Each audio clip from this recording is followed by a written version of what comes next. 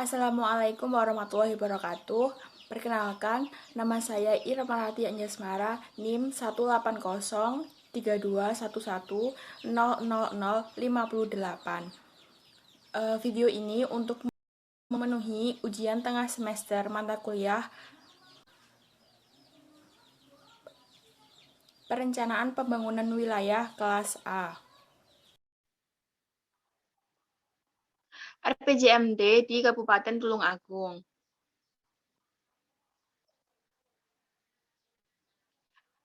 Nah, saya membahas ada 7 poin. Yang pertama, tujuan dan manfaat perencanaan pembangunan wilayah di Kabupaten Tulungagung, visi dan misi, permasalahan atau isu-isu strategis, prioritas rencana pembangunan di Kabupaten Tulungagung, gambaran umum perekonomian, pendekatan sektoral atau regional, dan terakhir yaitu indikator kinerja pembangunan di daerah Kabupaten Tulungagung.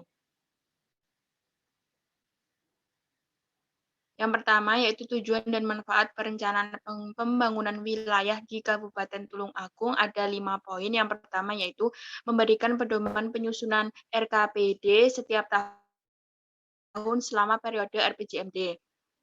Yang kedua, menjadi tolak ukur keberhasilan penyelenggaraan pemerintah daerah di bawah kepemimpinan Bupati dan Wakil Bupati. Yang ketiga, menjadi instrumen pelaksanaan fungsi pengawasan DPRD Jawa Timur dalam mengendalikan penyelenggaraan pembangunan daerah dan menyalurkan aspirasi masyarakat sesuai dengan arah kebijakan yang ditetapkan oleh peraturan daerah tentang RPJMD. Yang keempat, memungkinkan terciptanya integrasi, sinkronisasi, dan sinergi baik antar daerah, antar waktu, antar fungsi pemerintah, maupun antar pusat daerah, dan menjabarkan visi dan misi kepala daerah ke dalam tujuan, sasaran, strategi, arah kebijakan, dan juga program.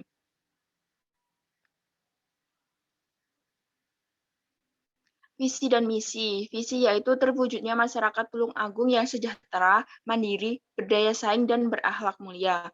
Untuk misinya yaitu mewujudkan keterjangkauan akses pembangunan sumber daya manusia yang berkualitas, inklusif, dan berdaya saing, mendorong penguatan ekonomi kerakyatan yang berbasis kearifan lokal dan potensi daerah,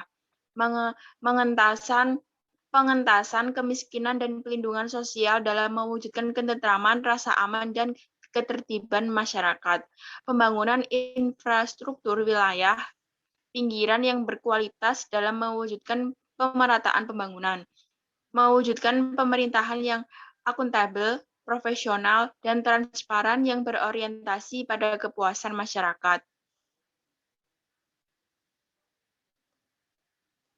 Untuk permasalahan pembangunan di Kabupaten Tulungagung, yaitu yang pertama, laju penurunan kemiskinan masih rendah, ancaman kultur tanah terhadap kondisi jalan, kurang memadai keberadaan fasilitas, sarana, dan prasarana kesehatan, pemenuhan kebutuhan dasar penyandang difabilitas, miskin dan rentan, serta korban bencana sosial belum optimal.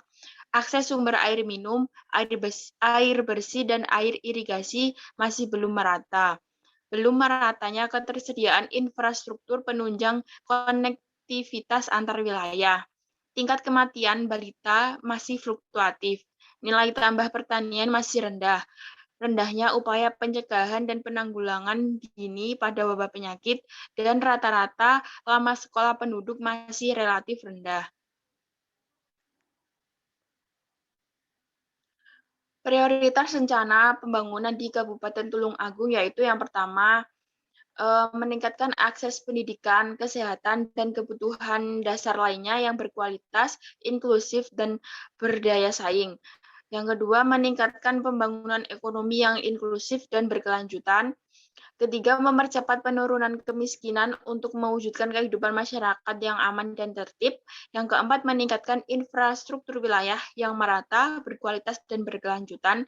Yang kelima, terwujudnya reformasi tata kelola pemerintahan yang baik.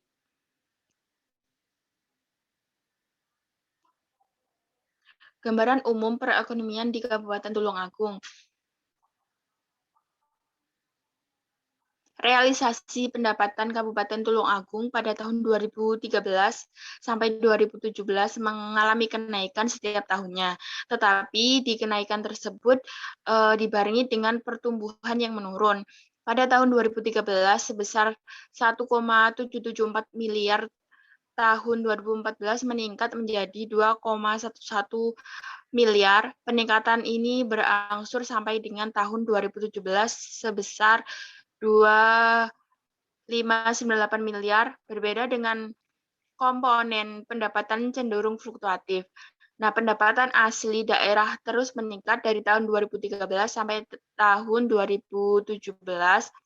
Berbeda dengan dana perimbangan dan dana lain-lain, pendapatan daerah yang sah cenderung fluktuatif. Dana perimbangan peningkatan secara progres dari tahun 13 sampai tahun 2016, tetapi pada tahun 17 menurun. Nah, pertumbuhan pendapatan yang menurun atau melambat disebabkan oleh dana perimbangan secara bertahap itu menurun karena kebijakan dari pusat bahwa dana perimbangan dikurangi untuk daerah, tetapi pendapatan asli pertumbuhannya meningkat. Nah, ini menjadi motivasi daerah untuk meningkatkan pendapatan asli daerah. Lain-lain pendapatan daerah yang sah cenderung fluktuatif. Secara umum, pemerintah daerah memiliki sumber pendapatan yang terdiri dari pendapatan asli daerah atau PAD, dana perimbangan, dan lain-lain. Pendapatan yang sah. Pendapatan daerah meliputi semua penerimaan uang melalui rekening kas umum daerah yang menambah ekuitas dana yang merupakan hak daerah dalam 1 tahun anggaran dan tidak perlu dibayar kembali oleh daerah.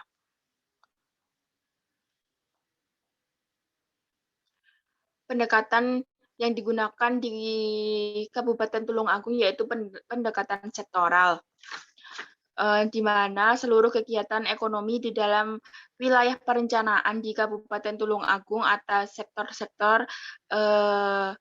Selanjutnya, setiap sektor dianalisis satu persatu dan setiap sektor dilihat potensi dan peluangnya, serta menetapkan apa yang dapat ditingkatkan dan di mana lokasi kegiatan tersebut bisa ditingkatkan.